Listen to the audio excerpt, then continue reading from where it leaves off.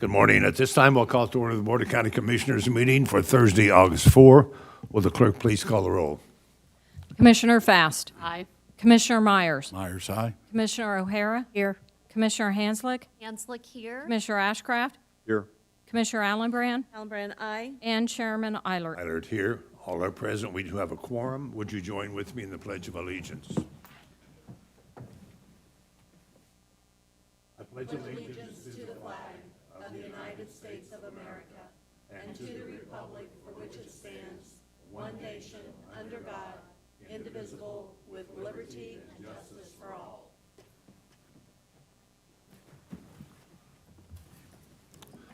Thank you all very much. For those who are present, would ask that you turn a cell phone or noise-making device to silent mode or off so as not to interfere with our electronic communications. We do not have any special presentations to make this morning, so we'll turn to the public comment portion of our agenda. And I want to remind everyone of my comment that I made last week. This time period is provided and paid for by taxpayer dollars.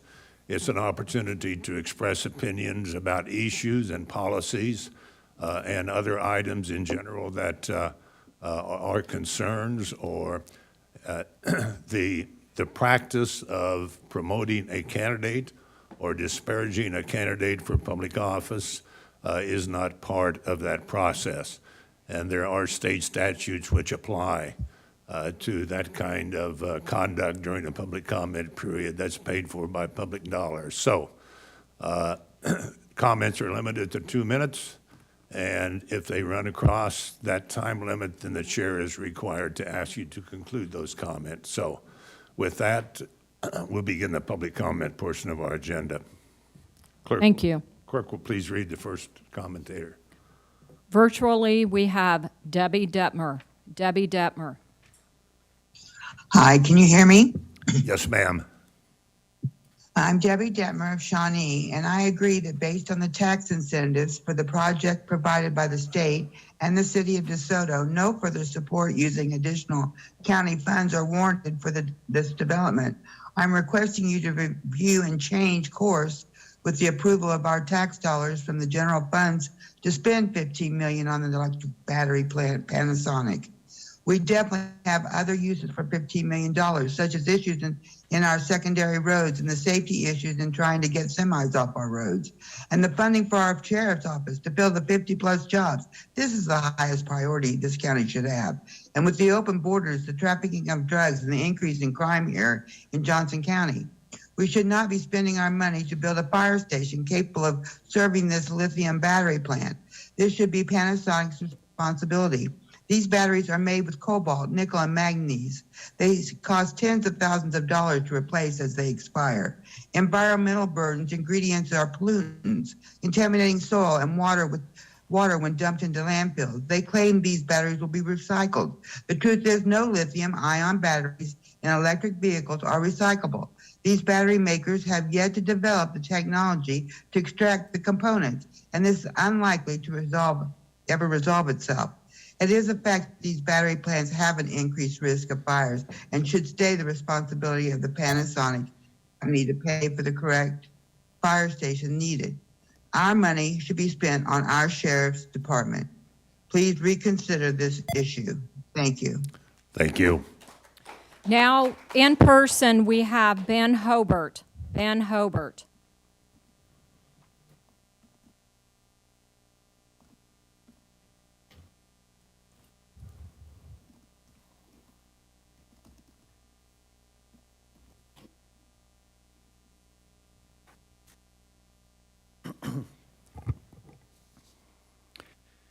Ben Hobart, Westwood Hills. VAERS ID number 1166062.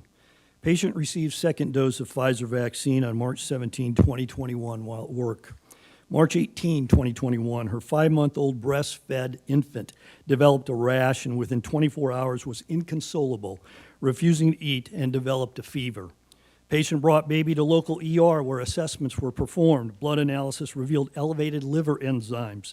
Infant was hospitalized but continued to decline and passed away. Diagnosis of TTP, thrombotic thrombocytopenic purpura. No known allergies, no new exposure aside from the mother's vaccination the previous day. Johnson Countyans, please note that thankfully only 8.8% of infants under the age of 5 have received one of the clot shots as of August 2nd, and only 2.4% are fully clot shotted. Parents, if you are still considering subjecting an infant to the clot shots, considering the following pharmacovigilance plans for the Moderna and Pfizer-BioNTech clot shots for infants under age 5. Important identified risks: anaphylaxis, myocarditis, pericarditis. Important potential risks: vaccine-associated enhanced disease, including vaccine-associated enhanced respiratory disease. Missing information: use in pregnancy and lactation. Vaccine effectiveness, long-term safety, use in immunocompromised individuals, interaction with other vaccines, use in frail subjects with possible health conditions and comorbidities. This is all missing information. The vaccine effectiveness is missing information. The use in pregnant women and lactating women who are breastfeeding is missing information. Parents, do your due diligence. Thank you. Now we have Lauren Schiffman. Lauren Schiffman.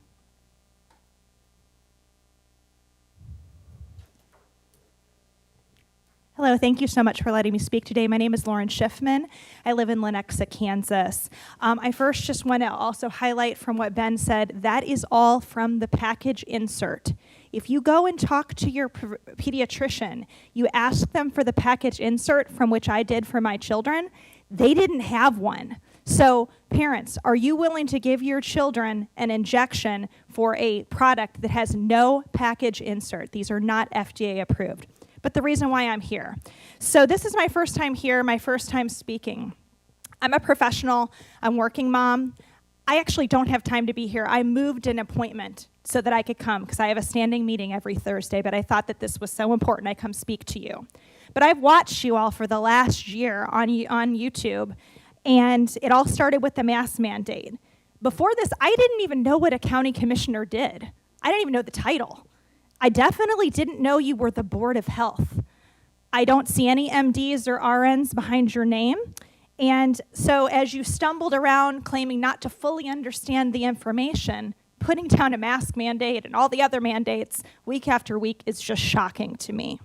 But first I want to stop and acknowledge one person, Charlotte O'Hara, for her fortitude and courage, because she has stood up here week after week and fought for freedom, my freedoms, and has fought tirelessly to protect my money, and has fought against these TIFs and all of these corporate handouts.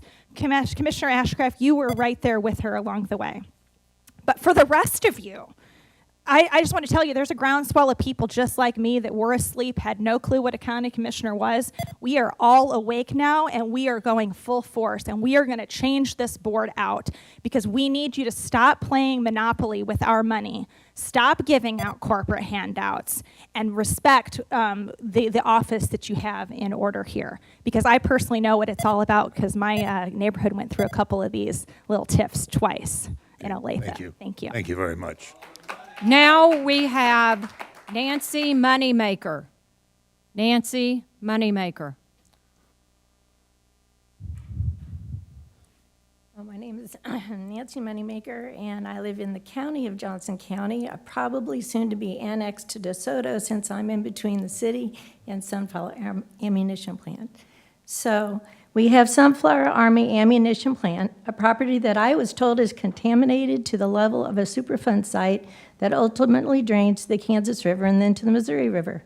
As Sunflower went through the Oz theme park debacle in 2001, we learned of the extent of the contamination and the Army's ongoing responsibility to clean it up.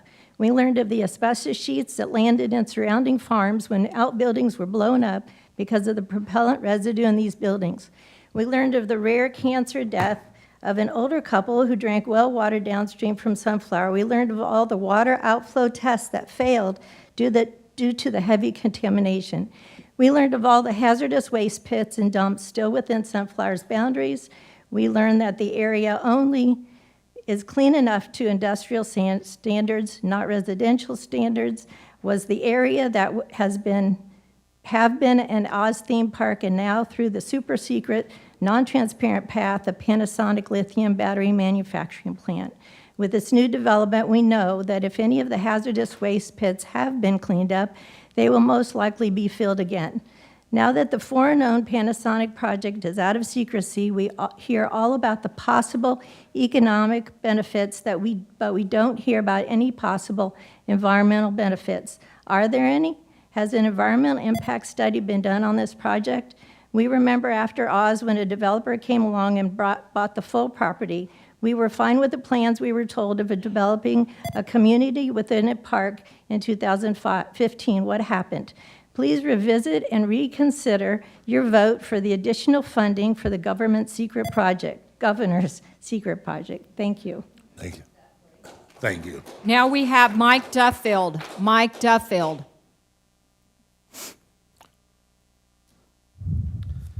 Good morning. My name's Mike Duffield, and I live in southern rural Johnson County, and my address is on your sign-up sheet there.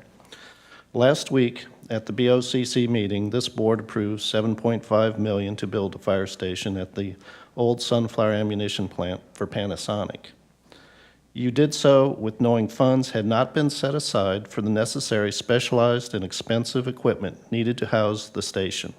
Also, no mention was made about the cost of at least 9 to 12, maybe more, firefighters that would be needed and their equipment, salaries, and benefits. This, to me, seems fiscally irresponsible, especially at a time when our taxpayers and county are hurting from this economy. I believe I read that Johnson County's general fund revenue for the first 6 months of this year is down about $43 million from what was projected. I ask that you please revisit this issue and reconsider not placing this burden on us, the taxpayers. Thank you. Thank you. Now we have Andrew Cross. Andrew Cross.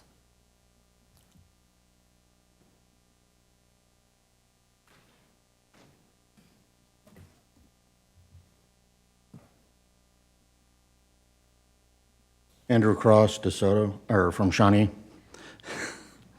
Okay, first issue, crickets. How do I cook these instead of beef or chicken or pork? Does Johnson County have a national heritage area, or is it working on such? National heritage areas are being used by counties to have the Federal Bureau of Land Management interfere with land use by property owners, such as cattle, chicken, or pork producers. Effectively, a county-wide use of eminent domain by county commissioners. Human, the other meat. The New York Times has articles pushing humans as a protein source. But I remember a similar case of mad cow disease being caused by being fed diseased cows to other cows. How much did this board approve in tax break favoritism? What is the 2021 total of TIF, IRB, DRB for Johnson County? You know. How much was it? Right now, Panasonic has come back to you within a year, less than a year, for additional handouts? So how much was last year?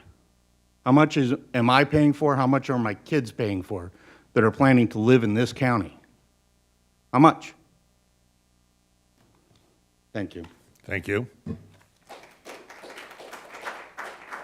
Now we have Aubrey Amundsen. Aubrey Amundsen. Good morning. My name is Aubrey Omenson, and I live in Stillwell.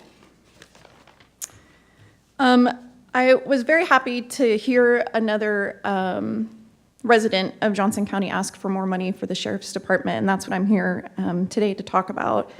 In preparing for the recent primary, I watched the little forum that the Shawnee Mission Post offered for the Board of County Community, the BOCC chair.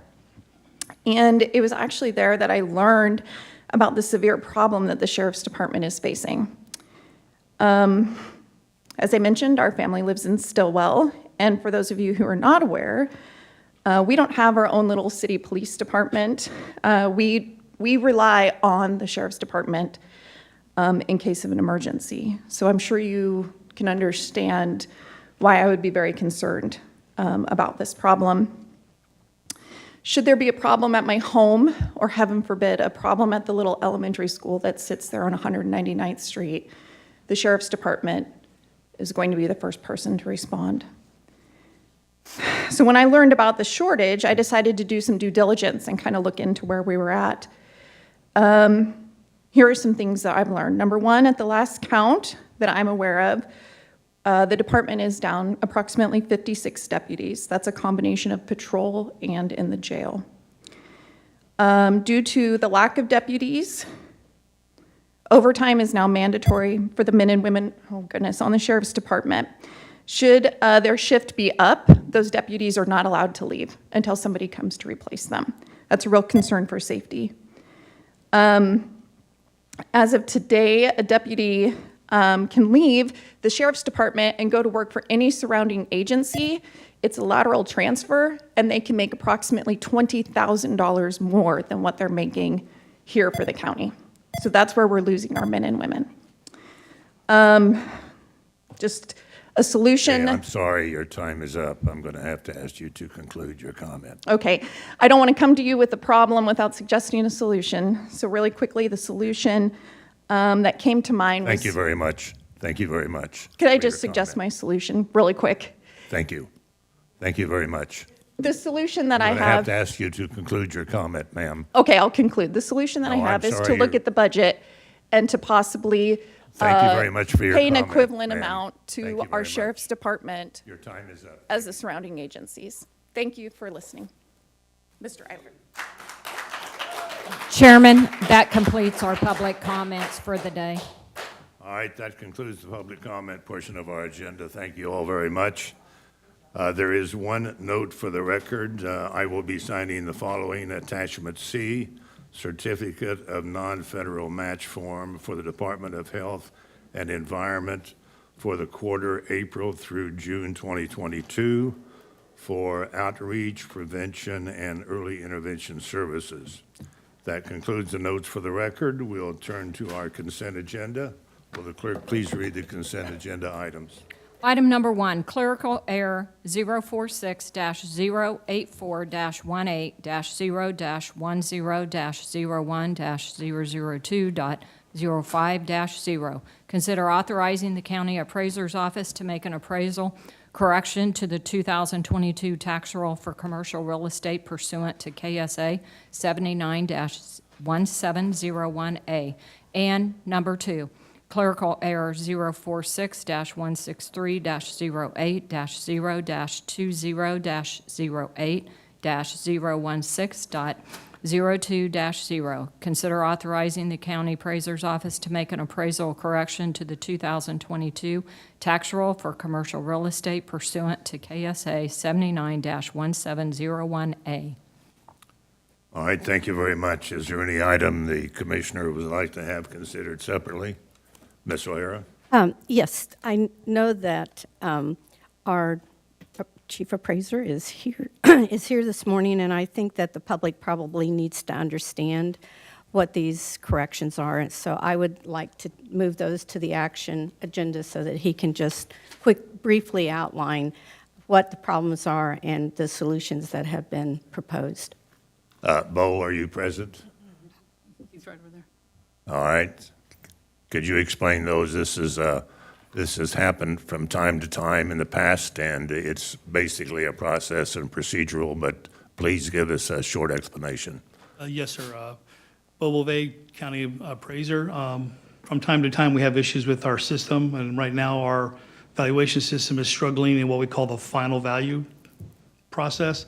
So we've been spending many hours over the last couple of years trying to double-check all the work as it gets processed before we mail out notices. And these two actually went through the appeal process. The correct numbers are actually in the system, but when we printed out the notices to mail back to the property owners, they sent the wrong values, and so they're asking for corrections, which they need, which they deserve. So, Okay, thank you very much. Any other comments or questions? All right, the items are back before us. Motions need to be made to Did you want each item voted on, Ms. O'Hara? They can be combined. Pardon? They can be combined. Excuse me, actually, Oh, procedurally, they can't, so we need to vote on each one, I guess. Okay. correct. All right, do I hear a motion on the first item? I'll make that motion, Mr. Go right Chair. ahead. I move that the board approve the correction of a clerical error which will cause a decrease in assessment value on parcel 046-084-18-0-10-01-002.05-0 from $115,458 to $24,271 as a result of a computer error. Do I hear a second? Second, Hanslick. Motion has been made by Allenbrand, seconded by Hanslick to approve the item as presented. Any further questions or discussion? If not, clerk, please call the roll. Commissioner Fast. Aye. Commissioner Myers. Myers, aye. Commissioner O'Hara. Yes. Commissioner Hanslick. Hanslick, aye. Commissioner Ashcraft. Yes. Commissioner Allenbrand. Allenbrand, aye. And Chairman Eilert. Eilert, aye. I have 7 votes in favor, motion carried. Item number 2, do I hear a motion? Ms. Allenbrand. I'll let Ms. Hanslickson. Okay, Commissioner Hansley. Thank you, Mr. Chair. I move, excuse me, I move the board approve the correction of a clerical error which will cause an increase in assessed value on parcel 046-163-080-2008-016.020 from $66,504 to $1,891,096 as a result of a computation error. Allenbrand, second. Motion has been made and seconded to approve the item as recommended. Any further questions or comments? If not, clerk, please call the roll. Commissioner Fast. Aye. Commissioner Myers. Myers, aye. Commissioner O'Hara. Yes. Commissioner Hanslick. Hanslick, aye. Commissioner Ashcraft. Yes. Commissioner Allenbrand. Allenbrand, aye. And Chairman Eilert. Eilert, aye. I have 7 votes in favor, motion carried. Moving to the action agenda, item number 3.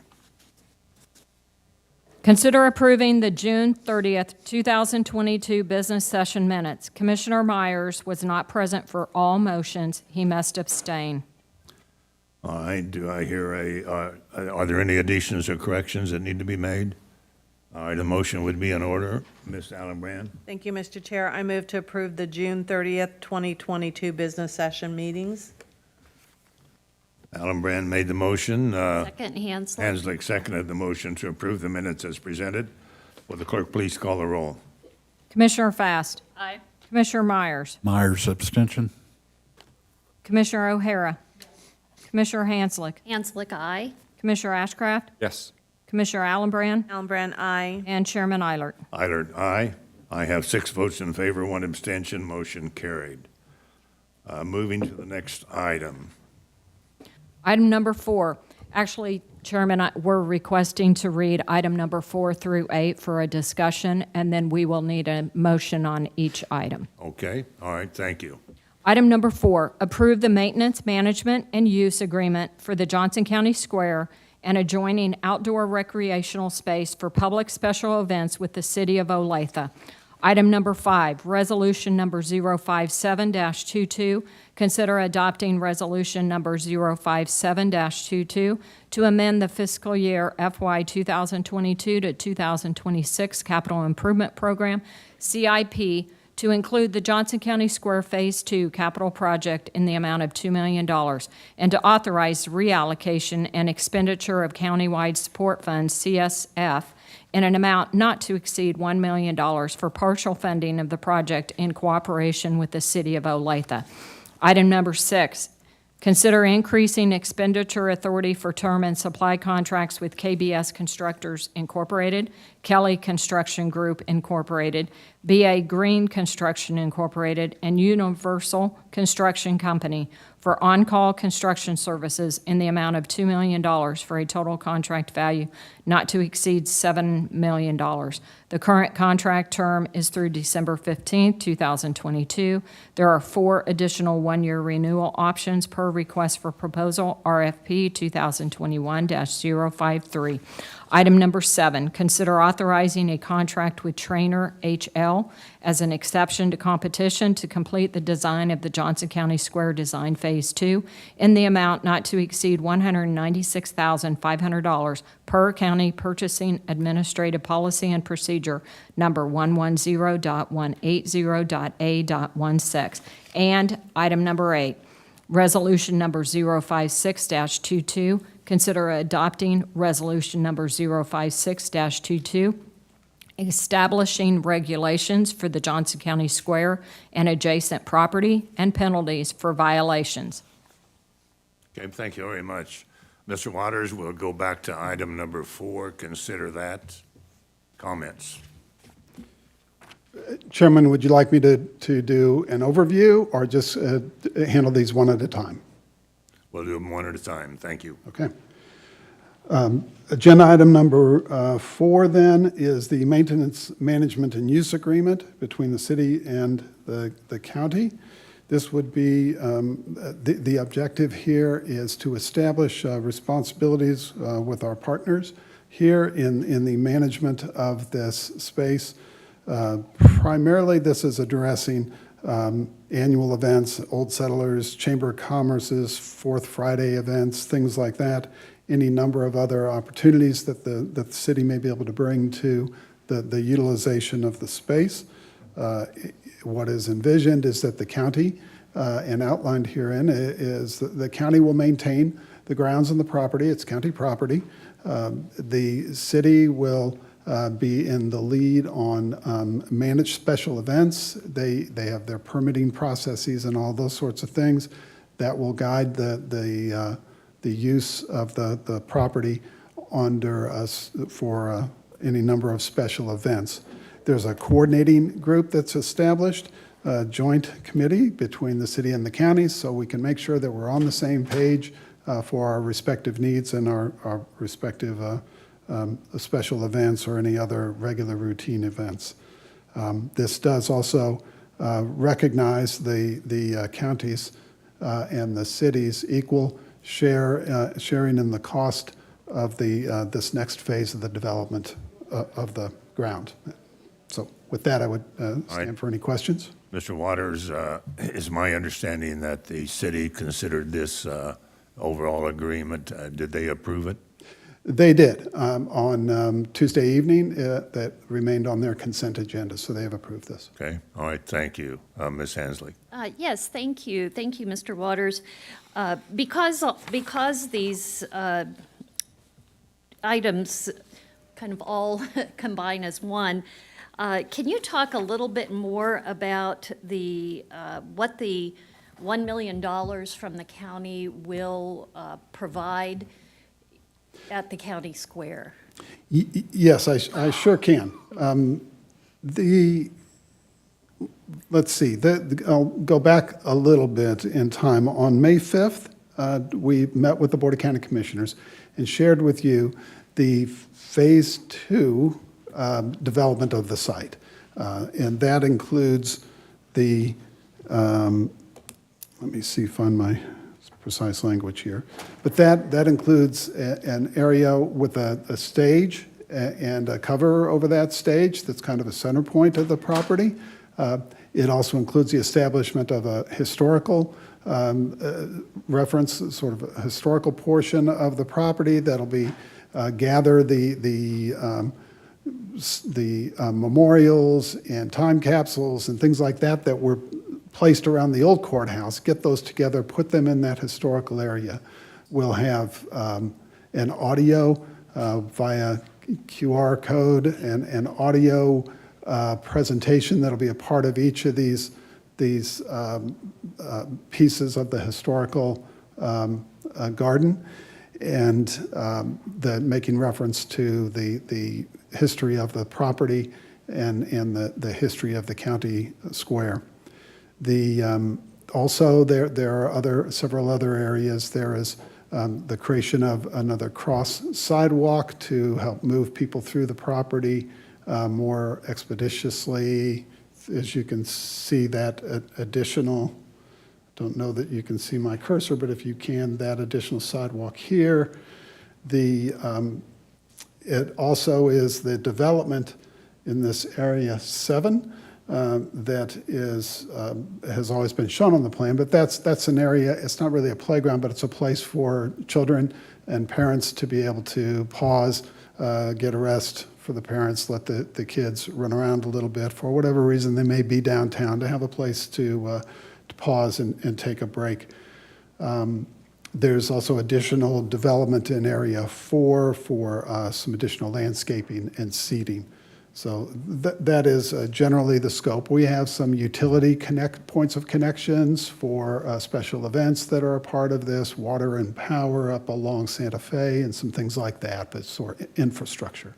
Okay, thank you. If I might just follow up, and all of that will be included in the total of $2 million, the $1 million from the county and the $1 million from the city? Yes, it will.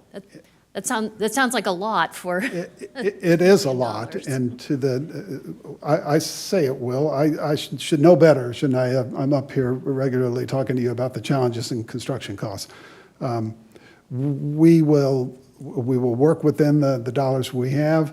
There will absolutely be opportunities to do more, to expand. There's a number of places for public art would be wonderful. There's not dollars in the budget for that. There's any number of, for whether it's seating or landscaping, things that could enhance the property. So there's fundraising opportunities and naming opportunities galore in this plan. And just one more follow-up, and you mentioned it, excuse me, do we have any expectation of what the community investment will be? I know the Rotary Clubs of Johnson County did the tree grove. What other things might we expect so that there is community support and community investment in this location? Commissioner, I would say that there's not been a concerted effort at this point in time to seek the public additional funding from private sources out in the public. There has been conversation over the months about that possibility, but there's not been a concerted effort towards that just yet. But they are certainly welcome. That no is question. Ms. O'Hara. Thank you, Mr. Chairman. Obviously, I am a historical buff, and I appreciate wanting to preserve the history of this area. However, we are throwing money around like there's just no tomorrow. I mean, $15 million last week on the roads and the firehouse in DeSoto. Now we're being asked $1 million for the square. And then we've been talking about $3.5 million to the Art Council. And if you add all of those together, that is a reduction of each mill, I believe, is 13.5 million. So this would be close to 1.5 mills that we could roll our mill levy back. And instead, we're just going forward on more projects, neglecting infrastructure needs desperately that are in need in other parts of the county. And this is for a mega multinational corporation. And we don't even have a signature from that corporation on jobs or salaries. I just think that our behavior in the last couple of weeks has just been unacceptable. and I just absolutely cannot support this.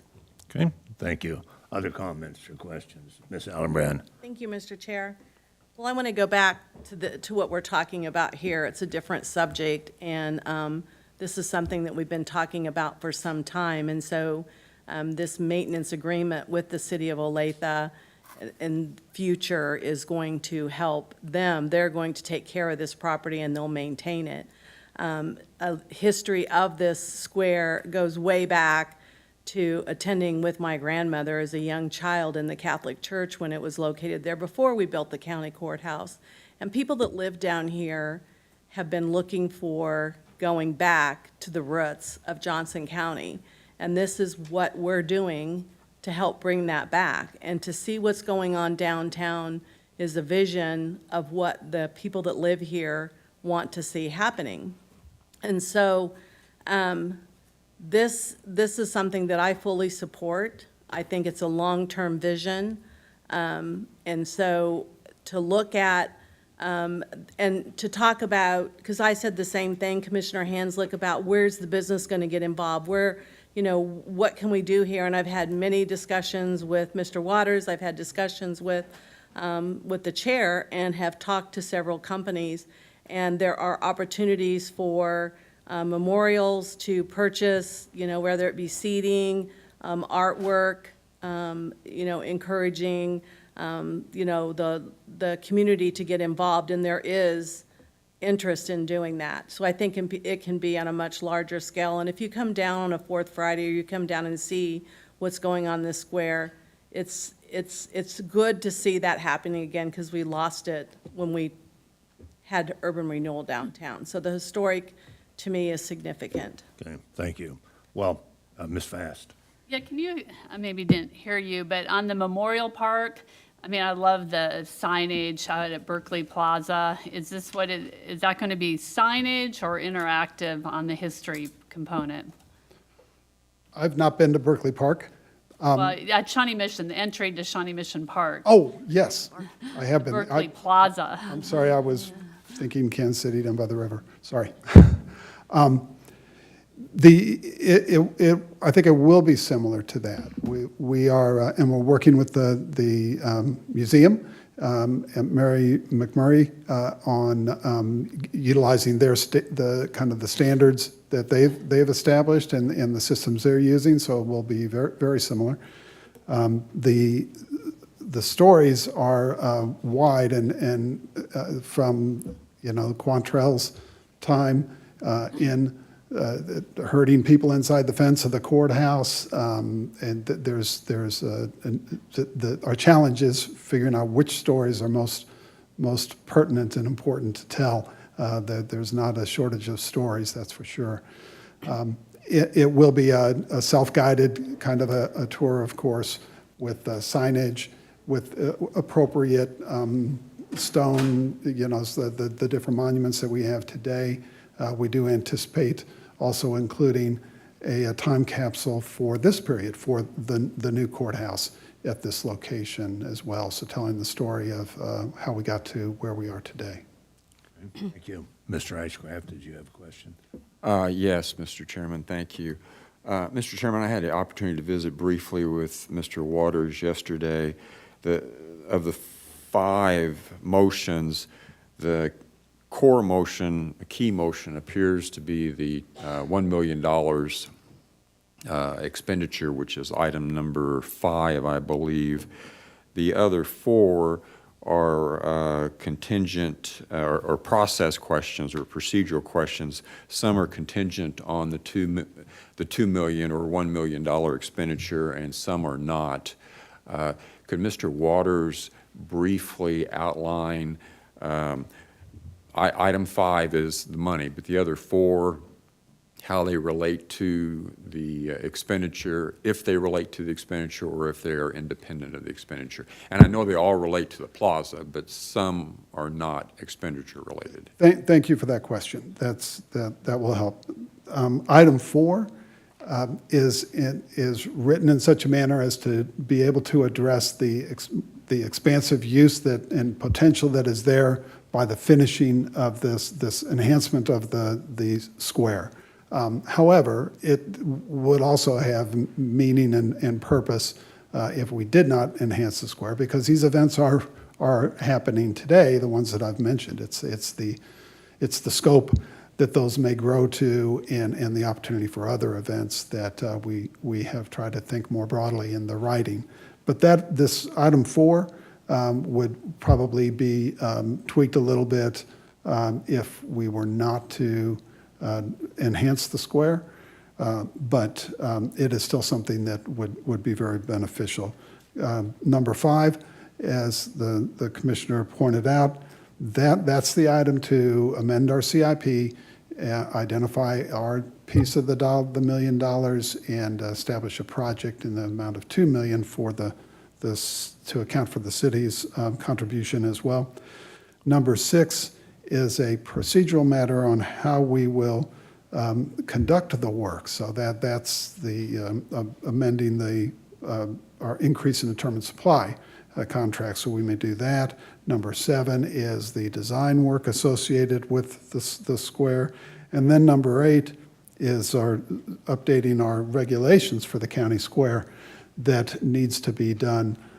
We would recommend that be done regardless of anything else. It's pertinent and it's written with this agreement in mind with the city, but these regulations are beneficial for us long-term regardless. One follow-on, Mr. Chairman.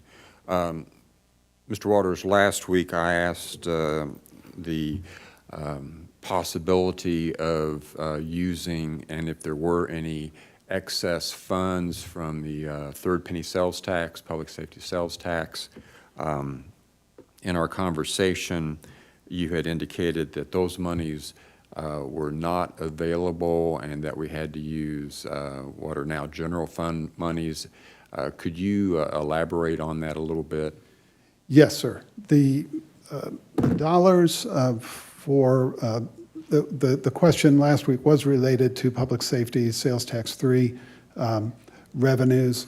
Those are positive compared to our original projections. So are our expenses are going in the right direction too, because we had built a model in 2016 around higher interest rates and we sold the bonds, where that has helped us as well. So there would be dollars available by our projections to cover this. However, the language of the ballot refers to demolition of the courthouse. It's our opinion that would be a reasonable inference that putting back, filling the hole, putting back sidewalks, basically getting to the level we are today is appropriate use of public safety sales tax dollars. To do this enhancement to the square would not fall within the language of that ballot. So that's why we had recommended this source of funds, the countywide support funds. Mr. Chairman, just a point of perspective.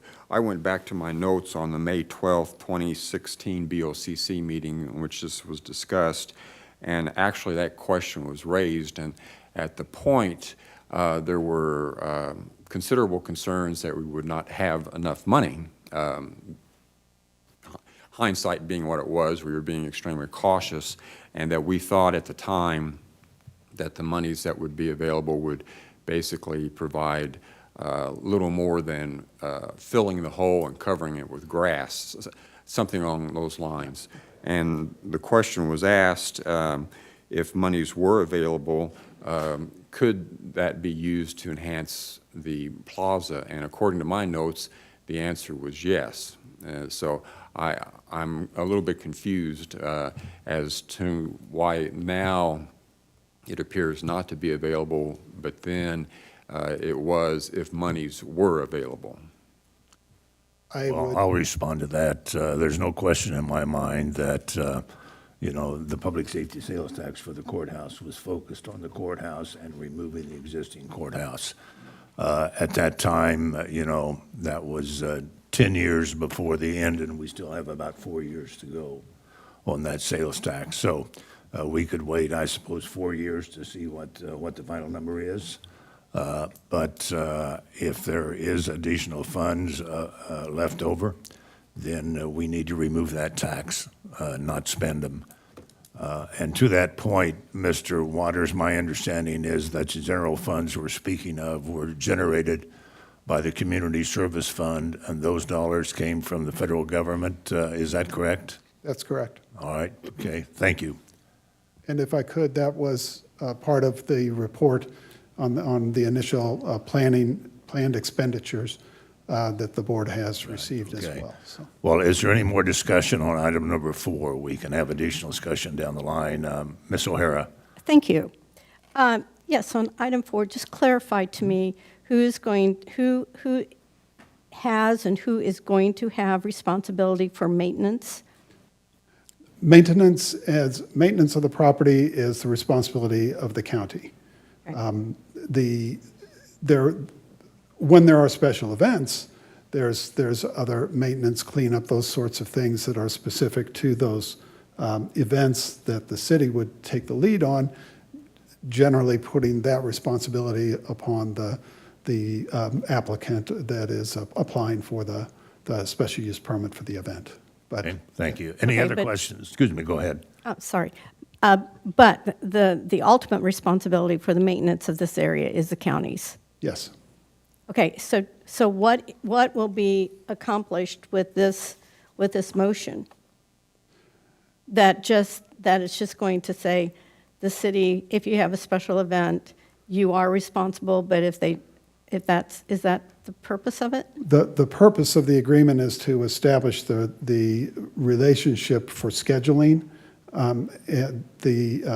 So there's an awareness between the planning work and the special events work that the city does and the county, that there is a common set of understandings, expectations about what can and cannot be done on the property.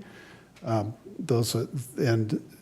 then those requirements then can become part of the permitting process that the city utilizes for special events. Chairman, it seems to me that perhaps number 5 should be voted on first. No, we'll take them in the order that they're presented. Thank you very much. Okay, thank you. Ms. Hansley? Yes, actually, following up to that, first of all, I think the plan is wonderful and beautiful and will be a asset to the community, but I would like to see us have a plan for more community investment in this project rather than just having Olathe and the county providing the money for it. And it's not even the amount, but it's the idea of having community buy-in. And I'd like to have more time to see a plan to get that community buy-in.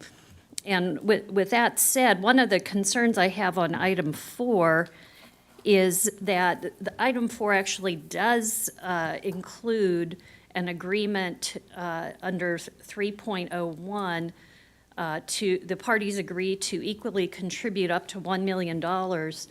I would like to see that removed, since that basically is approving the funding for it. I'm comfortable with the maintenance agreement, but I'm not comfortable with agreeing to the contribution from the county in that agreement. So that would be a suggestion I'd like to make, is that we take that out, because that's really addressed in item 5. Mr. Waters, can you respond to that? I think that is a good point, and I think that's a very good point, and would agree with you in doing them in this order, that piece should be stricken from the All right, so agenda. noted. If there is a Mr. motion Chairman, to if- approve item 4. Mr. why, Chairman, that- if I that will could come out. intervene. Mr. Chairman, I apologize. The purpose of reason that was included in the agreement is because the $1 million contribution by the county is contingent upon the city of Olathe also contributing. And so if there's, so that you're not the sole contributor. And so that was why that funding was placed in there, so that you have assurance that you're just not giving $1 million and then there's not the other contribution. Now, the city did approve the agreement on the other half, but that's where there is the understanding of that transaction occurring. So if it's removed, I'm just saying that was the assurance that you're getting as part of the maintenance, because that could change with money. Okay, well, thank you for that, that comment. So it cannot be removed if we're going to complete Well, the agreement it could, with the city of but- Olathe. Ms. Allenbrand. Thank you, Mr. Chair. This isn't the first time that you've been before us, and I want to point something out. When you talk about events and maintenance of events, you're talking about cleanup, security, putting everything out to take care of it, and maintenance of the property is mowing and maintaining the square. So there's a huge financial difference between the two. Also, maybe we could remind everyone of the hundreds of people that participated in this, that had went on for more than 2 years, talking about what this square is going to look like. And there was people from all over the county. They went all over Johnson County to put this together. And there has been talk about art and other things, which was put on the back burner, trying to work through this first. But you might elaborate on those and how that was put together, and you do have a community group that's involved in this. Yes, thank you, Commissioner. This project began with a steering committee made up of the general public as well as representatives from the city and the county, to try to envision and seek input from the broader public, not just in downtown Olathe or in Olathe, but countywide, to get their desires to develop a plan for a true county square, not a little space between two buildings as we had before, but a true county square. We had some delays and some complications with COVID, like everything else in the world did, but there was quite a lot of outreach online, as well as attending special events, making presentations, flyers, that sort of thing, walking around crowds, polling people to gather that input, and then several presentations to the board on this master plan that we are really in the last piece of with what you see here today. Thank you. Any other questions, Ms. Hanslick? Yes, thank you. And I appreciate your talking about that group that put together this design. I would like to offer that we perhaps think of having a community group that looks at the ways that the community can invest in this property. Look at how companies or civic organizations might be able to fund certain parts of it. I'm just not ready to make that commitment on behalf of the county when I feel like we can explore other options to have community buy-in on this project. Ms. O'Hara. Thank you, Mr. Chairman. I think the voters spoke in 2016, when on the ballot it stated that it included taking the old courthouse down and then taking it to the point that it is now. Perhaps we had a core group of citizens who participated in this visioning of these improvements, but they simply do not speak for a majority of the voters, because I am hearing from many, many people the pain of the increase in property taxes. And every $1 million that we spend, no matter whether it's from federal funds, because these federal funds could be, as in my understanding, could be used to pay for capital improvement projects. And then that would lower our budget for 2023. So I just think that our attitude that, well, the money's from the federal government, we fail to remember that money comes from our pockets, and that this divvying up well, this money comes from here and this money comes from there. It ultimately comes from our constituents' pockets. And I agree with Commissioner Hanslick. This is the second time in 2 weeks that we need to be looking at other financing mechanisms, and this is premature. I cannot support taking $1 million of taxpayers' money to fund this project. Okay, thank you very much. Mr. Ashcraft. Thank you, Mr. Chairman. Process clarification. Counselor, I think I was unclear in terms of the removal of the $1 million stipulation. Can that be removed and this action, this motion go forward, or can it not? Chief Counsel Peg Trent, it could be removed. That's your decision as a policy decision. However, I am encouraging you that that provision provides the basis for the contribution from the city of Olathe up to $1 million of contribution. At this point, they don't have the actual construction costs, so we want to make sure there's an equal contribution. But if that's your desire to remove it, that's within your call, but I would not recommend that. I would suggest there's another factor, and that is Olathe. They could change their decision. So, with the withdrawal from this motion, and I have this question: if item number 4 is not approved, why should we move forward on the others? That is, excuse me, that would be correct.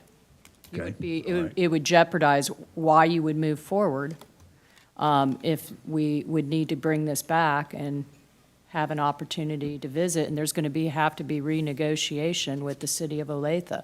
They approved this already. Okay. All right. Thank you very much. At this time, Ms. Fast. Yeah, I will make a motion. I'm supportive. Johnson County loves our parks, the tax revenue generated by parks. This is penny, I don't understand. We can go forward and work with Rotaries, different groups, but the long-term maintenance costs that Olathe is going to put forth, that is where the real cost is, and the taxes and the people that are going to live and move here. It will more than pay for itself. I see that by what we've done in Northeast Johnson in the parks and all the young families that have moved in. When we develop parks, I think it's fiscally not prudent to go forward with this maintenance agreement because Olathe is paying for the maintenance. Is that correct? We're not paying for it. It is shared. We own the property. We will maintain the grounds. And we will share in costs going forward. But the major events, all the costs associated with that are really, that's the city will be in the lead there. They'll carry that burden, or the vendors that are coming in to put it on. Okay. Well, before I ask for a motion on item number 4, is there anyone present who would like to comment on item number 4?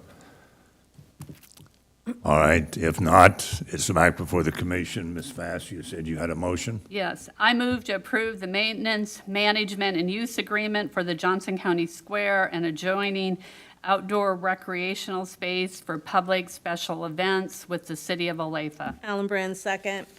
Fass made the motion. Allenbrand seconded the motion to approve the agreement as presented. Other final comments, Ms. O'Hara? Yes, I have one final question. So this is necessary to go forward with the space as it is, correct? I think it's very helpful with the space as it is today. So what's the agreement? What's the agreement that we have currently? We have no written agreement with the city today. Okay, so I need to understand how this motion is tied to number 5. So if Chief Legal Counsel could address that. Mr. Chairman, Chief Counsel Peg Trent, first of all, this agreement lays out the transaction of how City of Olathe and the county will interact for the permitting process. So City of Olathe will be in charge of all the permitting and all of the determination, and there is a committee formed that it goes through the county so that we're making sure that there is a process for that to occur in renting that space. Equally important is the liability shifting to the city of Olathe right now. We do not have an agreement in place. They're utilizing the space, and we want to ensure you have an agreement. So we're understanding that liability is shifting to the person taking the permit, and to the city of Olathe, who is hosting these events on county property. It is declared as a park property, which carries with it various immunities. It's protecting you as a county in just the relationship of what that entails, of what you're going to permit on that county property. So the agreement is the basis, if you will, of all of the other transactions that would come forward. Well, doesn't it seem to make more sense for us to take a vote on the $1 million investment and then go forward? Because what I'm trying to understand is, if this motion doesn't, if the funding does not pass, then how does that impact the item number 4?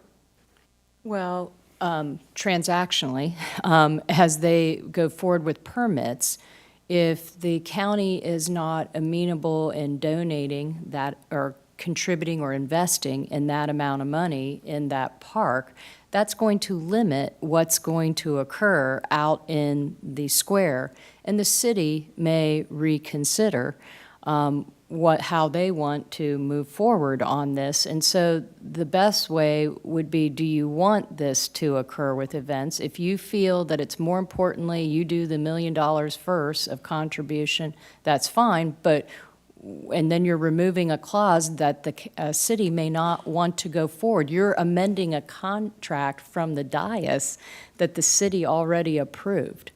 Right, but what I'm saying, it seems to me that we need to know how the board is going to vote on the money before we go into the contract of who's responsible for what, and transactional agreements and this, that, and the other. It just seems like that we have the cart before the horse. Well- And if we take a vote on the funding and it passes, then it seems logical to go to number 4, but that's just my opinion. It then becomes procedural. All right, I'd thank you, call the- thank you very like to much. call the question. We do have a motion on the floor. There's been a lot of discussion. Any question about the motion? All right, if not, clerk, please call the roll. Commissioner Fast. Aye. Commissioner Myers. Myers, aye. Commissioner O'Hara. No. Commissioner Hanslick. Hanslick, no. Commissioner Ashcraft. No. Commissioner Allenbrand. Allenbrand, aye. And Chairman Eilert. Eilert, aye. I have 4 votes in favor, 3 opposed, so the motion carried. Turning to item number 5, would you Yes. briefly describe that one? Item number 5, Commissioners, is the action to amend the CIP to establish this $2 million project and authorize a reallocation of expenditures from the countywide support funds up to $1 million for partial funding, and then the city would provide the balance of that funding. Okay, any questions about that item? Is there anyone present who would like to speak to item number 5? All right, there being no one to be heard, is there a motion, Ms. O'Hara?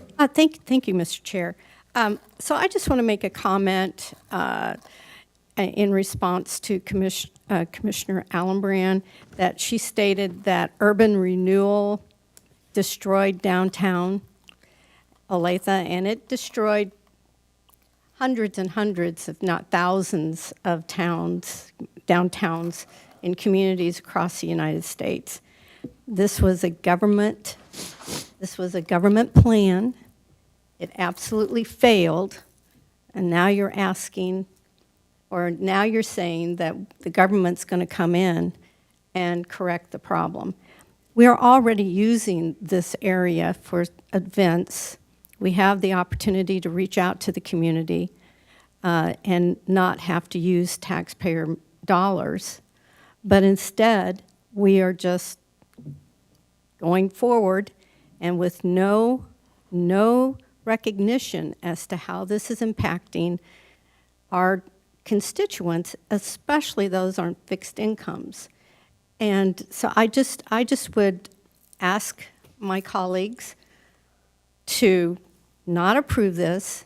Let us go back and see if we can find other funding sources instead of voting this money, which is the taxpayers' money.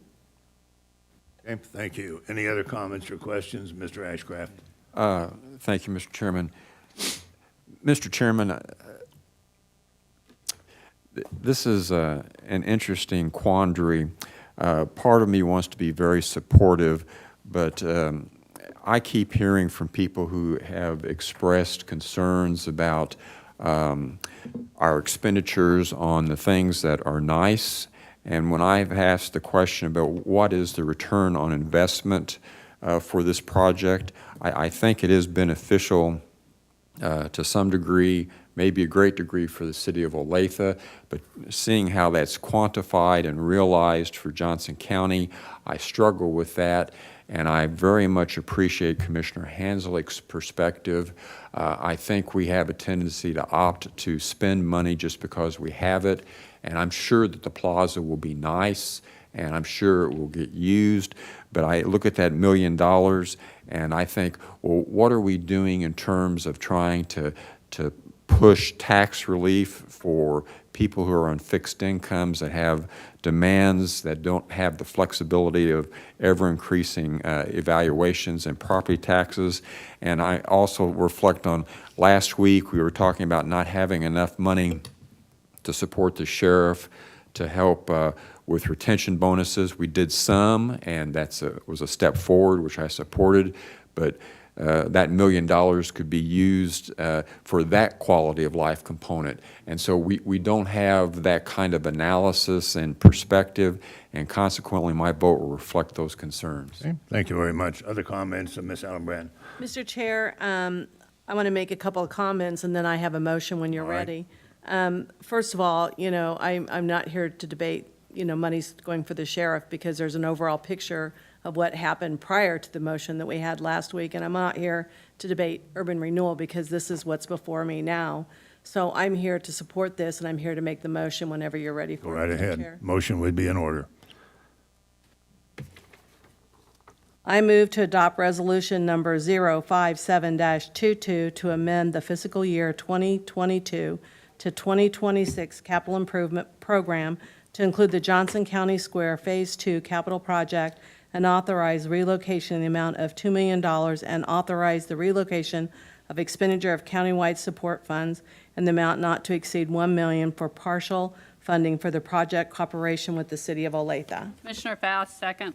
Allenbrand made the motion, Fast seconded the motion to approve the item number 5 as presented in regards to the funding for the county square. Any further questions or comments? Ms. Hanslick? Thank you, Mr. Chair. The reason that I am concerned about this action is not because I think $1 million is going to lower anybody's property taxes. That's a very tiny amount. It will not make any difference. But I do think that we can explore more community input and community buy-in to this project. But I just want to make that clear that, to me, this is not about reducing property taxes, because it won't either way. But it is about taking more time to explore input from the community to help fund this project, which is what I had understood from the beginning was how it was going to be funded. So thank you. Okay, thank you. Other comments on the motion, Mr. Myers? Thank you, Chair. My belief is that there's already community buy-in. There's already community expectation. And with the question of return on investment. I don't think you can ever underestimate community pride, county pride, again, beautification, all of those types of things. Not that that's all, but that's one important piece. As far as expectations, I'm hearing from residents on the other end. I also believe there needs to be participation by all. I believe that this project is going to have some continuous activity to it, and that's where I believe the additional funds from the community can be involved and will be involved. So I see this as not something that's just happening as a one-time situation for this a piece of property, but that there's going to be continuous improvement. And my belief and my hopes is that continuous improvement is going to be involving some of the funding that can come from outside of city and county government, but from the public itself. And so again, I'm very much in favor of this project moving forward. I think we've had a lot of discussion about it, and there is expectation. You know, I always look at myself, and I like the old saying that if you're not moving forward and taking steps forward, then you're actually going backwards if you're standing still, because the world's turning.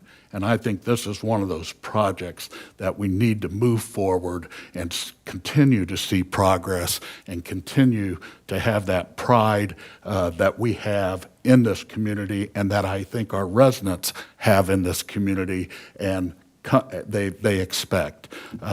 So I'm very much in favor of this motion, and I will be voting to approve. Thank you. Other comment, Ms. O'Hara? Well, this is not just $1 million in isolation. It's the attitude of just spend, spend, spend. And again, in 2 weeks, we have allocated approximately $19.5 million, which could roll the mill levy back by 1.5 mills, and that is significant. And so you put into isolation, well, $1 million is not really going to make any difference on my property taxes. But when you put that in 2 weeks, we have approved expenditures that we did not have to, well, we approved the 15 million, and now we're doing the million, and we have been talking about the 3.5 million for the Arts Council. We have to start understanding that we can't just isolate each little expenditure, that we need to be looking at this overall. And we are not taking our county residents' tax bills into consideration on this. We're just going, well, we have the money, it's from the federal government, really doesn't impact, but it does. And this attitude just has to change. So I cannot support this. One last comment. Ms. Allenbrand, did you have a comment? You know, Mr. Chair, if you're okay with it, I'll just make my comment at the end of the vote. Okay, all right. Well, the motion is before us. Will the clerk please call the roll? Commissioner Fast. Aye. Commissioner Myers. Myers, aye. Commissioner O'Hara. No.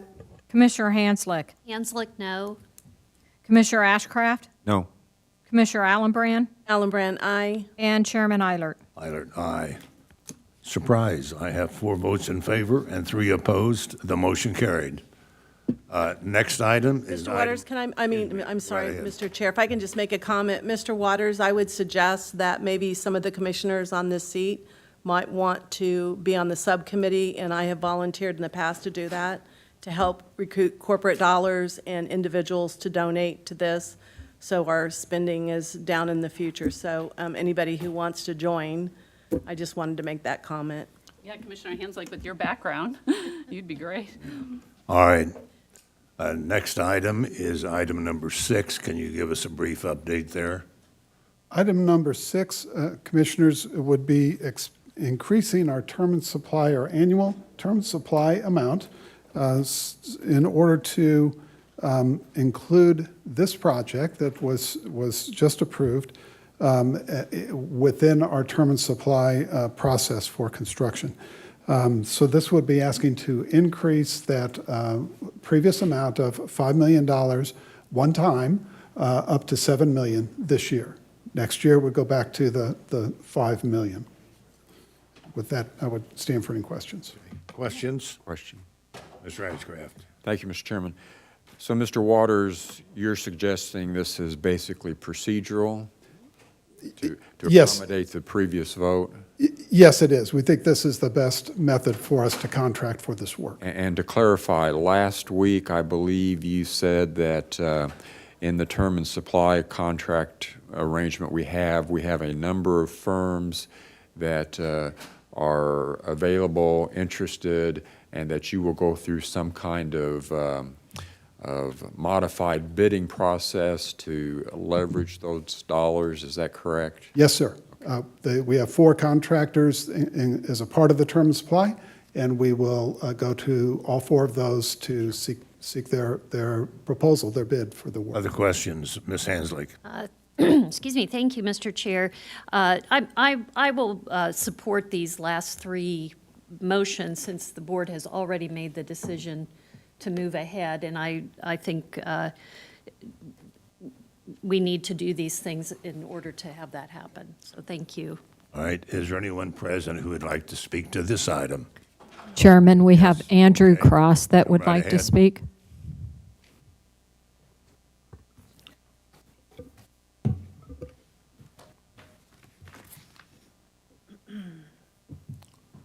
Andrew Cross, Shawnee. I'm just kind of confused about what funds are paying for this. Is it part of next year's property tax hike? Not sure if this was following the open bid process. I noted that there was the airport. I thought that had already been covered with its tax breaks for its operations, and I thought that the library had its own budget for these things also. So this either looks like a bit of a slush fund, poor planning, or make up for inflation from excessive government printing of money. As far as the other point, that's the points I have on this. Okay, all right, thank you. Well, this decision will have no impact on property taxes. This comes from, as I stated before, the federal dollars that have come into the county, and we have to account for those in our reserve fund. So that's the issue there. Ms. O'Hara, additional comment? Yes, I disagree with the chairman's assessment because this $1 million could be used to pay for CIP capital improvement projects that we have, and that we could take the $1 million that we would be saving in our general fund and reduce the property tax rate. I'm sure you are aware that there are additional funds and there will be additional decisions made about future capital projects. So thank you very much. Any other questions? The motion is before us. Clerk, please call the roll. Chair. I'm sorry. Do we have a motion? Yeah, Mr. Myers. Thank you, Chair. I want to make a motion that I move to increase the expenditure authority for term and supply contracts with KBS Constructors Incorporated, Kelly Construction Group Incorporated, BA Green Construction Company Incorporated, and Universal Construction Company for on-call construction services in the amount of $2 million for the total contract value not to exceed $7 million. The current contract term is through December 15th, 2022. There are 4 additional one-year renewal options available per request of proposal RFP 2021-053. Alan Brand, second. Commissioner Myers made the motion. Alan Brand seconded the motion to authorize the contract as recommended. Any further questions or discussion? If not, clerk, please call the roll. Commissioner Fast. Aye. Commissioner Myers. Myers, aye. Commissioner O'Hara. No. Commissioner Hanslick. Hanslick, aye. Commissioner Ashcraft. Yes. Commissioner Allenbrand. Alan Brand, aye. And Chairman Eilert. Eilert, aye. I have 6 votes in favor, 1 opposed, motion carried. Item number 7. Yes, Commissioners, item number 7 is an exception to competition to move forward with Trainer Architects for the design and construction phase services for the county square. This is the firm who is the architect of record on the courthouse itself. So they prepared all of the documents for the removal of the old building and the creation of phase 1 of the project. They are also were integral part of the planning work in doing the master planning as well as getting us to this point. So they are uniquely up to speed on literally exactly what is out there in the square today. Questions of Mr. Waters? Ms. O'Hara? This is within the initial $1 million. Yes, ma'am, it is. Okay. Mr. Ashcraft? Thank you, Mr. Chairman. Mr. Waters, how exactly was this amount arrived at? It was a negotiated process. So they made their proposal and staff reviewed their proposed fee structure and their proposed hours against the other term and supply contracts and things and other contracts that we have with design firms. So were there any other options considered, approached in terms of what might be bid or considered for costing by other firms?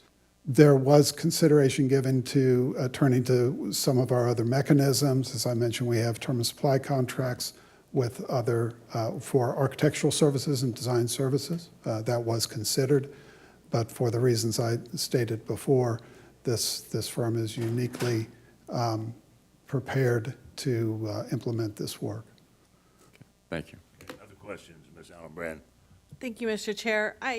One thing I want to do is I want to compliment you because of the extreme that this group of people went to salvage items from the courthouse and planning through, providing even the contractor providing bricks to the community, whoever wanted them, and the efforts that were taking place.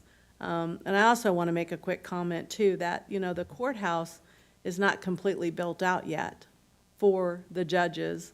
So I just wanted to make those comments. I'm in support of this. Whenever you're ready, I have a motion. Okay. Well, is there anyone present who would like to speak to this item? If not, it's back before the commission. A motion would be in order, Ms. Allenbrand.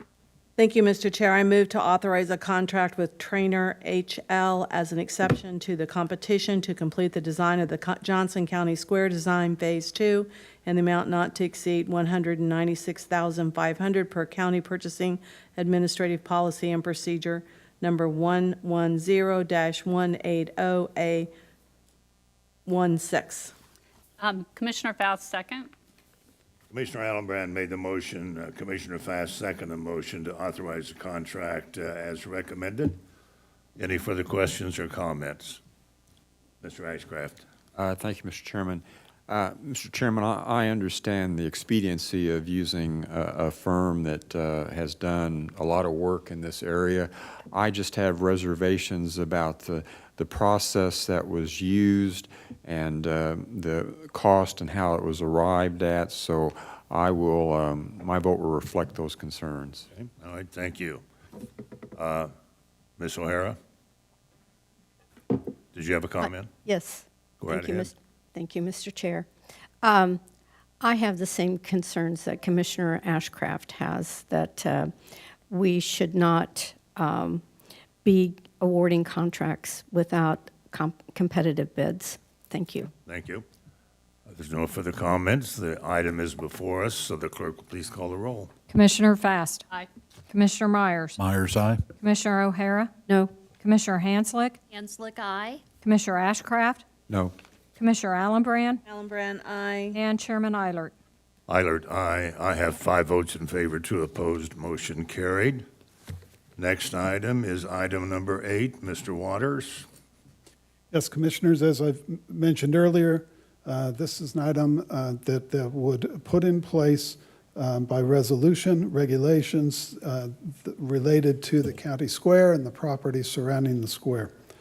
This is really establishing the standards, expectations, requirements for things as basic as dogs, cats, animals, open fires, structures, tents, things that we need to, it's best practice to have these things documented, certainly as we get into a situation now with County Square that is that is utilized by far more people for different purposes than it has been before. So straightforward rules and regs.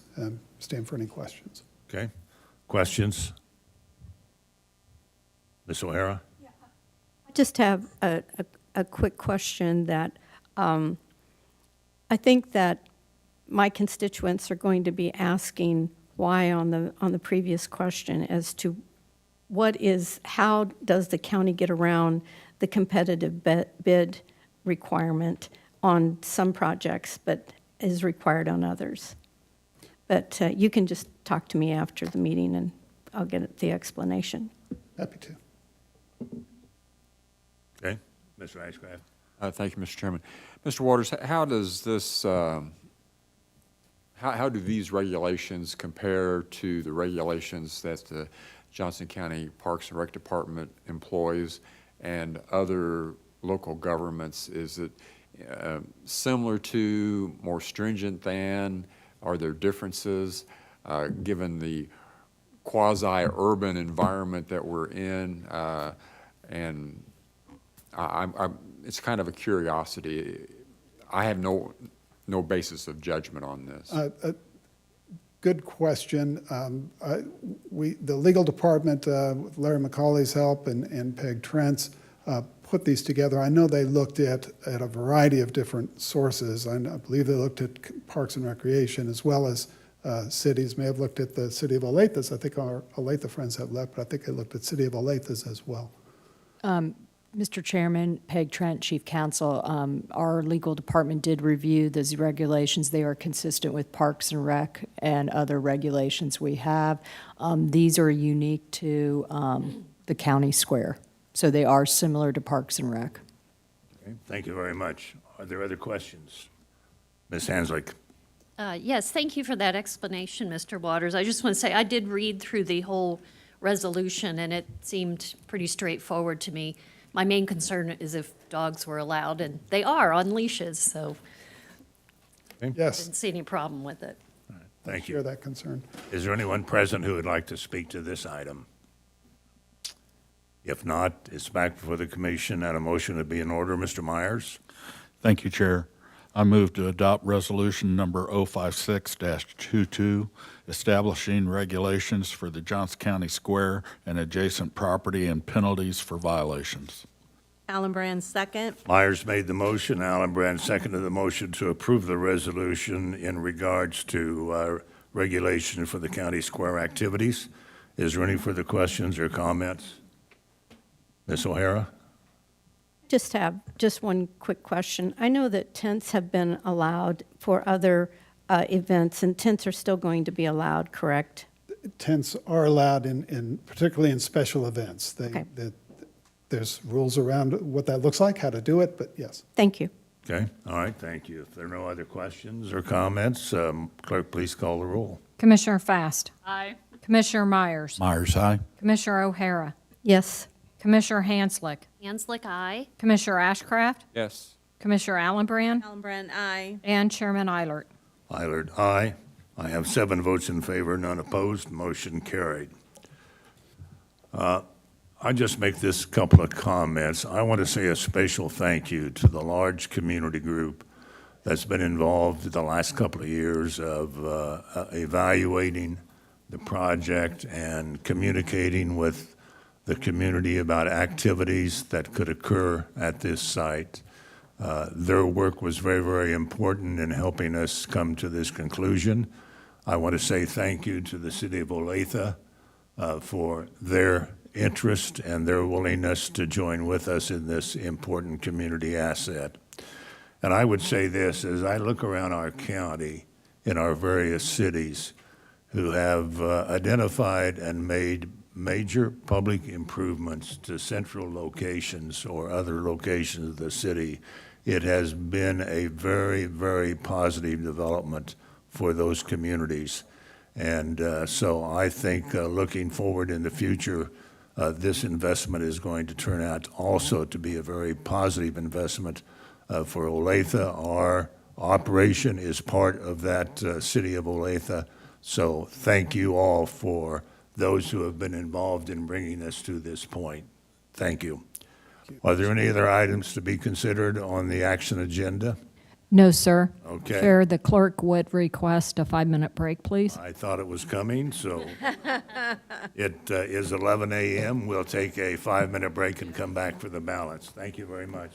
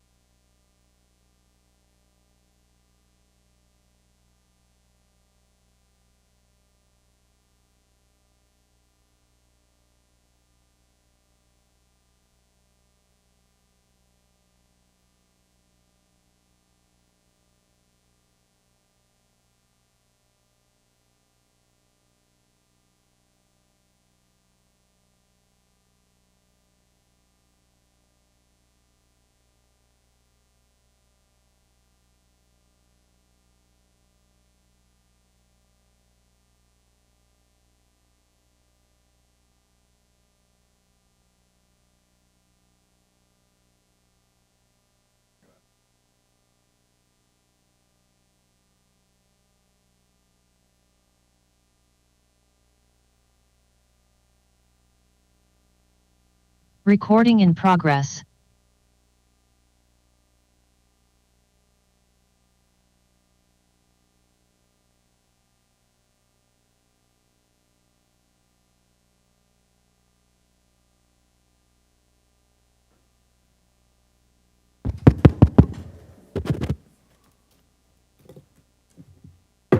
Okay, at this time, we'll reconvene from the recess and continue with the balance of our regular business agenda.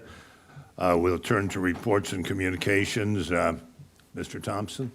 Good morning, Chairman and Commissioners. Maury Thompson, Deputy County Manager, with a weekly County Manager's report on behalf of Penny Post Oak Ferguson this week. I'd like to start this morning with recognition. So I am proud to announce that our Operations Supervisor, Marlinda Dixon, has received the award as the recipient of the International Academy of Emergency Dispatch Dispatcher of the Year Award. And I want to pause and say that was international, not national, international. Hey. So each year, the IAED recognizes individuals who lead by example and excel under pressure from a broad field of nominees around the country, and I assume from around the world broader, again, international. This prestigious award was presented to Marlinda in Nashville during the IAED Navigator Conference. Here today is Marlinda, and Kate Dorsey is here with her, and others, and can step to the podium and share anything you'd like to share about this award. We'd like to take a minute to recognize you and get a photo if we could. This is great news and great recognition for our county.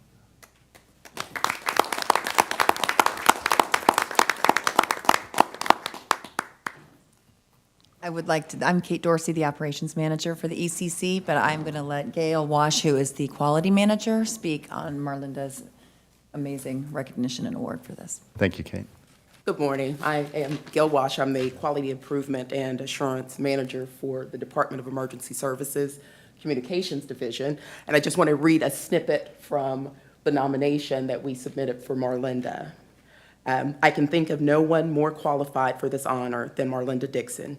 She could easily teach a class on how to provide kind, compassionate customer service in the world of emergency call taking. Her customer service is second to none, and she has a mastery beyond the standards, rules, and axioms. With a caring tone that is so smooth it reminds you of a lullaby, she guides her callers through the protocol. It is like her caring tone persuades them to listen to her questions and comply with her instructions, which is a much nicer way of handling a 911 call than being big and loud, and so direct that there is little room left for making a meaningful connection in the caller's time of need. Marlinda's contribution helped us achieve accreditation through IAED. We are the 277th agency in the world to receive that distinct honor, and Marlinda's contributions have helped us get there. Thank you, Marlinda. Thank you.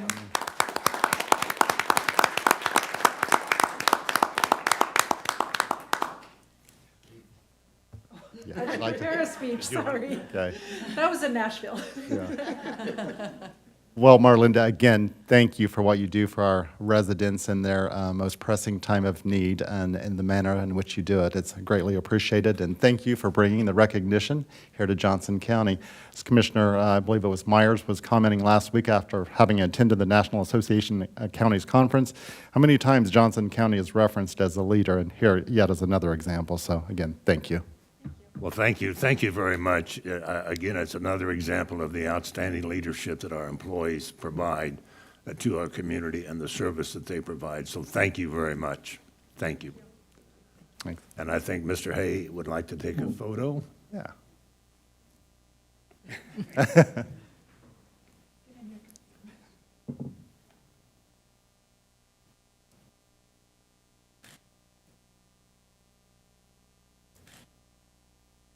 Again, Thanks, Gerald. thank you very much.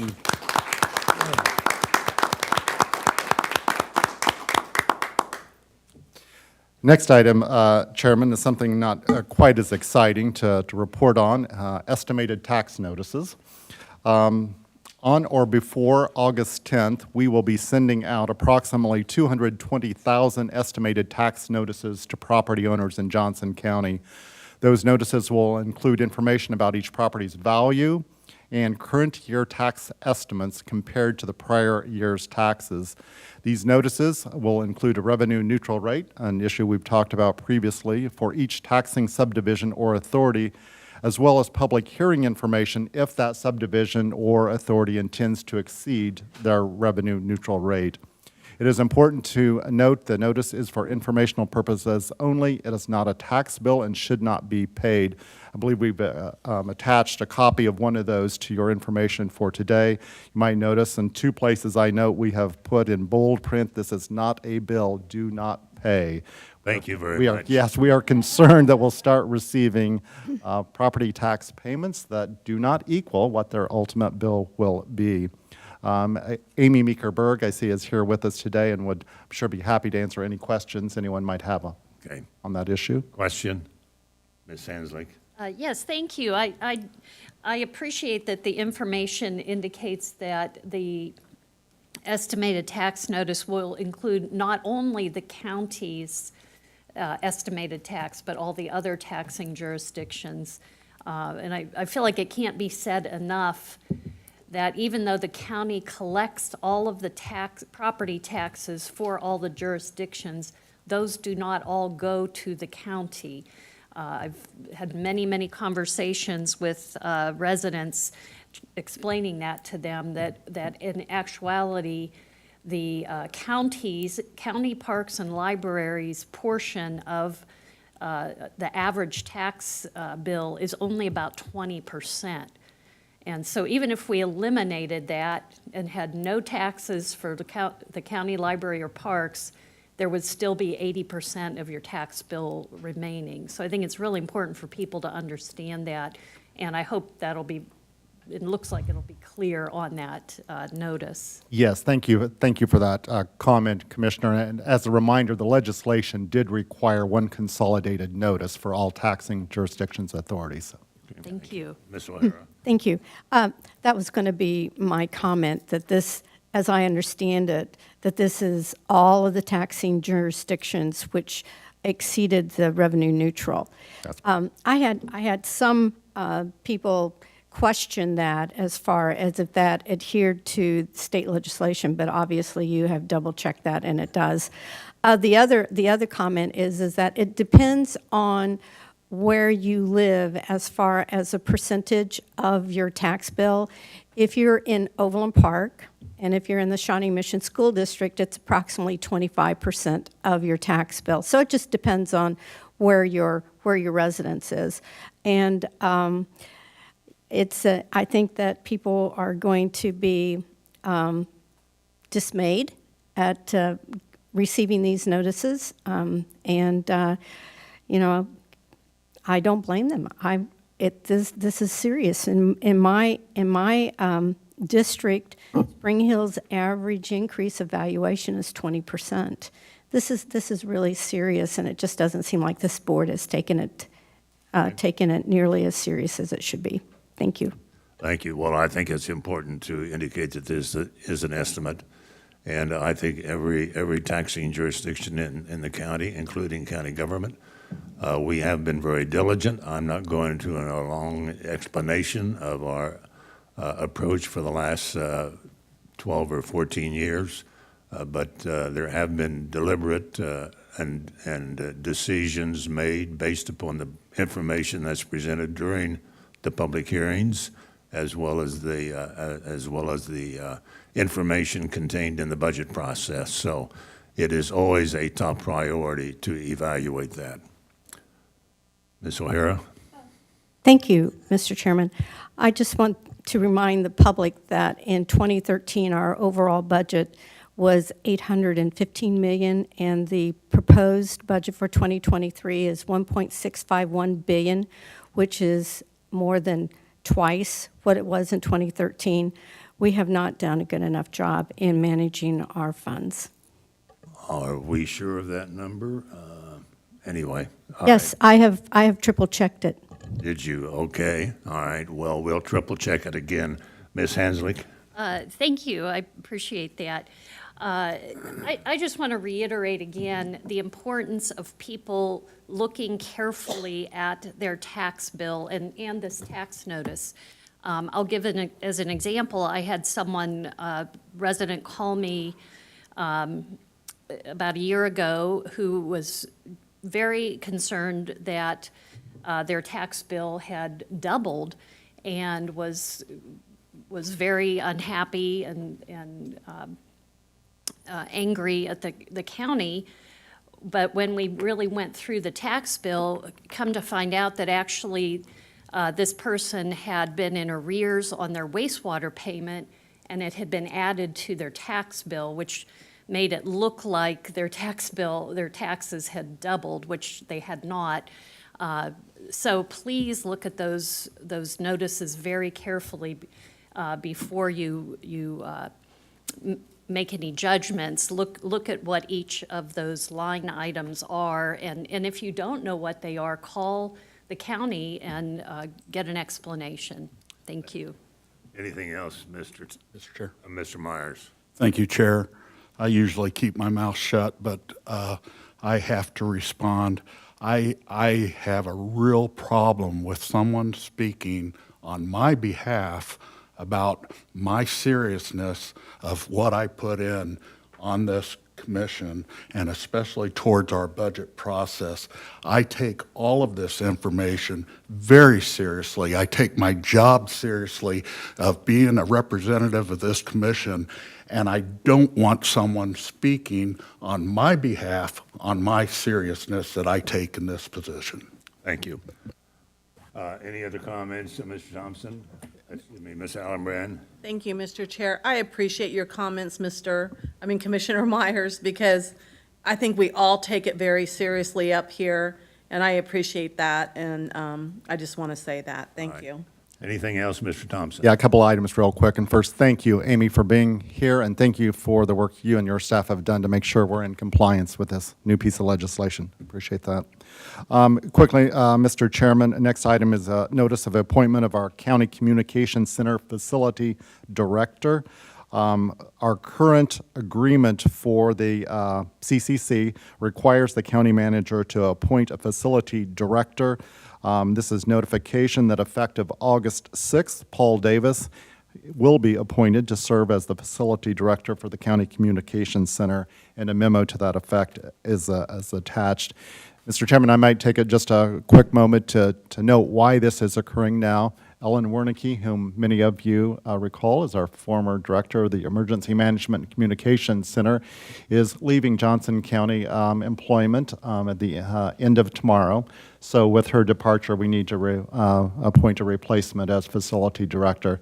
Again, just want to take a moment to thank Ellen for her many, many years of excellent and outstanding service to this organization, including the recent reorganization of those two departments into the new Department of Emergency Services. Her efforts around consolidation and efficiency and taking a look there. Greatly appreciated, Ellen, so thank you. I'll certainly second that, yes. Ms. O'Hara? Speaking of consolidations, are we continuing to have communications with other entities within Johnson County to consolidate these PSAPs. Yeah, the PSAPs. Those conversations are continuing, although I would note at a slow pace. Yes. Thank you. You're welcome. Depends upon the other side of the conversation. That's correct. It takes two, as they say. Thank you. Last item, Mr. Chairman, and I won't go into any detail, but happy to answer questions, and Joe is here and can do likewise, is the major projects update. It's included there, lots of information there for your review. And then I'm sorry, I did have one final thing. City of Olathe, we've got a notice regarding a public hearing regarding an industrial revenue bond for RTO Medical Incorporated. They will be conducting a public hearing on Tuesday, August 16th. The purpose of that hearing is to consider the issuance of $30 million in industrial revenue bonds and a 55% 10-year property tax abatement. The project is a 50,000 square foot building located at the northwest corner of 107th Street and South Valley Road in Olathe. The notice of the public hearing and the cost benefit report were attached to your information. And with that, Chairman, I conclude my remarks. Thank you very much. Moving to other reports, we do have some interim financial reports that need to be made. Ms. Jones or Ms. Symes?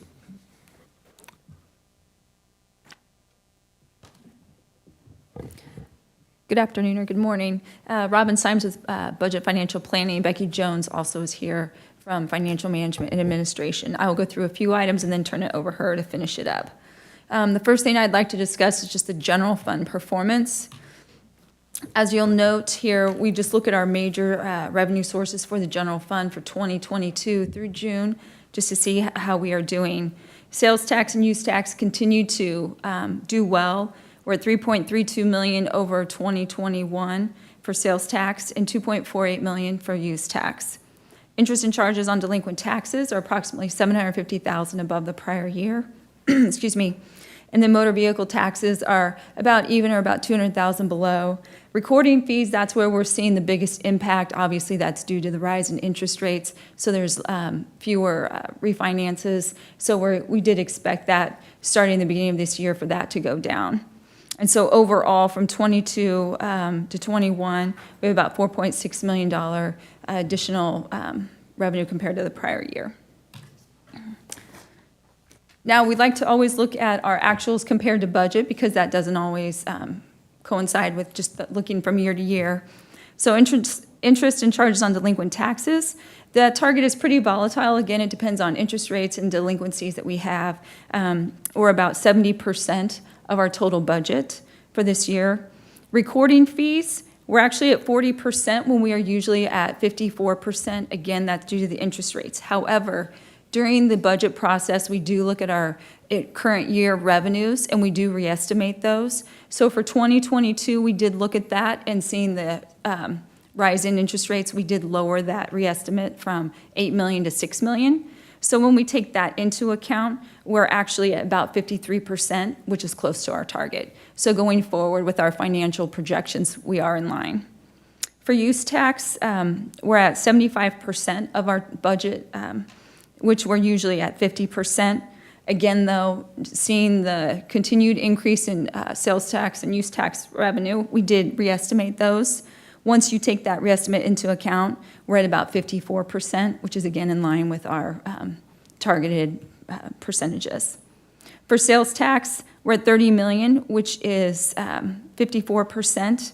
Again, reestimating our 2022 revenue, we're at about 48%, so basically on target for what we planned. And so with that, I'm going to turn it over to Becky Jones for some individual fund highlights. Okay, thank you. Thank you, Robin. Today I'm going to highlight some notable items in our other funds outside of the general fund. All of the balances are trending as expected when compared year over year, as well as budget to actual as of June 30, 2022. Our wastewater connection fee revenue is down due to the slowdown in housing starts from 2021, but it's on target with the 2022 budget estimate at 56%. Wastewater capital finance charges are $7.7 million higher compared to the prior year. This is attributed to the planned adjustment of revenue distribution from the operating to capital, and these charges are just below the budgeted estimate at 45% through the end of June. The primary driver of the library fund expenditures being at 56% of budget is attributable to the timing of capital project transfers as the library continues to implement their library master plan. And this last slide pertains to the federal funding we've received. Last year, we had received 58.5% of the state and local fiscal recovery funds. On June 9th of 2022, we received the second tranche of the $58.5 million, so we've received our total $117 million. I'd like to remind the board and the public that these reports and the spend down of these funds is presented monthly to the board, and it can be found on the county's website under the COVID-19 tab and under the response and recovery. We also filed our required July 31st, 2022 recovery plan performance report and our project expenditure report as well. So all federal filings have been completed. And this concludes my presentation, and Robin and I can stand for any questions.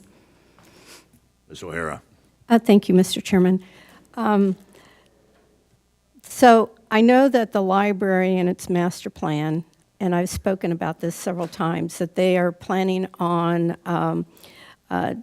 tearing down the library at Antioch and 151st Street and building a new facility at an estimated cost of $55 million, which I'm sure that is way low now due to inflation. And again, we have a great library, and that type of expenditure, I just need a message sent to the library board that type of expenditure just is not necessary and is not supported in District 3. The other thing is that, and I will wait to make my comments on this other issue in commissioner comments. Okay, all right, thank you. Are there other questions? Well, thank you very much for that report. Appreciate it very much. Are there other items that we need to consider on our action agenda? No, sir. All right, that puts us just before commission comments.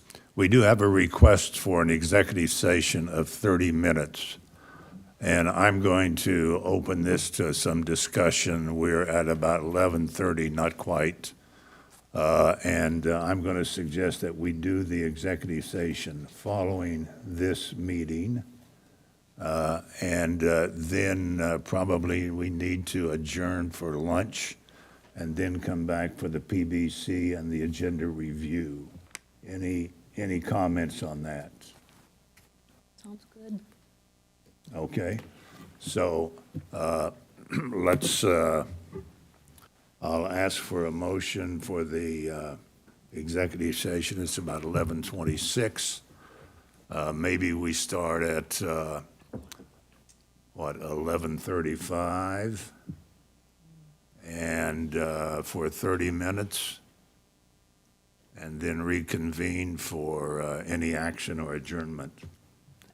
And then preliminarily schedule our PBC meeting to begin at, 12:45, which would give us time for lunch, and followed by the agenda review. So just 6 minutes for Commission comments? Well, do we need longer? Well, Yeah. all right. All right, let's take, what do we need, 15 minutes for commissioner comments, so let's begin the executive session at 11:45 for 30 minutes. And then we'll anticipate we'll come back and adjourn and then begin our PBC and agenda review at 1 PM. We can Okay? always take a break. All right, yeah. So Okay. you want to leave this meeting at 11:45 and return in 30 minutes? That's correct. Is that correct? Yes. Well, our executive session will begin at 11:45 and last for 30 minutes. So there's no break here, so we want to leave here at 11:30? Is that what we're doing? No, we have No. commission comments. Okay, Executive session okay, begins at 11:45, and then return at 12:15. 12:15, thank you. All right, I move that the board recess its opening meeting and convene an executive session at 11:45 a.m. for the total period of 30 minutes with a period of 20 minutes for the purpose of discussing matters related to a scrutiny of the county operations, and preserve the scrutiny of the county operations for the purpose of receiving the advice of counsel and to protect attorney-client confidentiality for a period of 10 minutes for the purpose of receiving the advice of counsel to protect attorney-client confidentiality and to reconvene in open session in this room at approximately 12:15 a.m. or there soon after an executive session may end. PM. All right, do I hear a second? Second, All right, Hanslick. Hanslick, Allenbrand made the motion, Hanslick seconded the motion to begin the executive session at 11:45 for a period of 30 minutes, as noted. Will the clerk please call the roll? Before the roll, if I can just clarify that the 30 minutes is security of county operations on that. Oh, thank you. Right, so noted, thank you. Thank you. Commissioner Fast. Aye. Commissioner Myers. Myers, aye. Commissioner O'Hara. Yes. Commissioner Hanslick. Hanslick, aye. Commissioner Ashcraft. Yes. Commissioner Allenbrand. Allenbrand, aye. And Chairman Eilert. Eilert, aye. I have 7 votes in favor. Motion carried to approve the executive session. Turning now to commission comments, Ms. Fast. Yeah, I don't have anything. All right, Ms. Allenbrand, I have nothing to report. Mr. Ashcraft. Well, Mr. Chairman, I was just going to give you an update based on your comment to me earlier. It is actually the anniversary of the Coast Guard, founded in or commissioned in 1790, so it's the 232nd anniversary. So they're not the oldest because the Continental Congress created the Army, Navy, and Marines because they had something going on at the time, so they needed to address it. But I just wanted to give you a heads up. Thank you. The Coast Guard, my stepfather and a cousin of mine are both in the Coast Guard, and they provide various defensive operations for the nation, as well as enforce maritime law, which in this day and age has become a major combatant in the drug wars. And they also provide search and rescue, because I think the United States Navy couldn't trouble themselves with getting too close to the shore. So I want to commend the Coast Guard and the service they provide our nation. Okay, thank you. Ms. Hanslick. Thank you, Mr. Chair. Just two mentions. One is last Friday, the chairman and I had the privilege of attending the open house at the Overland Park Crisis Action Team office, OPCAT, which is a collaboration between the Overland Park Police Department and Johnson County Mental Health co-responders. And we were able to learn quite a bit about their operations, and could not be more proud of what they are doing to work together to address mental health needs instead of folks being involved in law enforcement. And also, another shout out to the Overland Park Police Department for their National Night Out on Tuesday night over at Sapling Grove Park. It was a really hot night, but there were a lot of families there. The officers were giving out filled backpacks for back to school night, and the NAACP was serving hot dogs, and the Kona ice truck was there. So we had a lot of fun, and the Grandmothers Against Gun Violence were giving out gun locks. So even though it was a hot night, we had a lot of fun, and really proud of our Overland Park Police Department and our Mental Health Center. Okay, thank you. Mr. Myers. No report. Ms. O'Hara. Oh, thank you, Mr. Chairman. I'm going to continue my comments from last week on the 2021 financial audit, and I just want to read something from the audit under responsibilities of management for financial statements. Management is responsible for the preparation of fair presentation of financial statements in accordance with GAAP, and for the design, implementation, and maintenance of internal control relevant to the fair presentation of financial statements that are free from material misstatement, whether due to fraud or error. And I had hoped that this issue of the 2021 audit would be on the agenda today. It is not, and I think that we need to have it placed on the agenda next week so that myself and the public can understand at what level of monies that does not constitute a material loss. I think that this is extremely important, and I would respectfully request that we put it on the agenda. Well, I've communicated with everyone previously, and so it's under review. I would say this: the financial audit gave staff as well as the county very high marks in the operations, and so I will take that under advisement, but we'll make a decision later. Thank you very much. Thank you.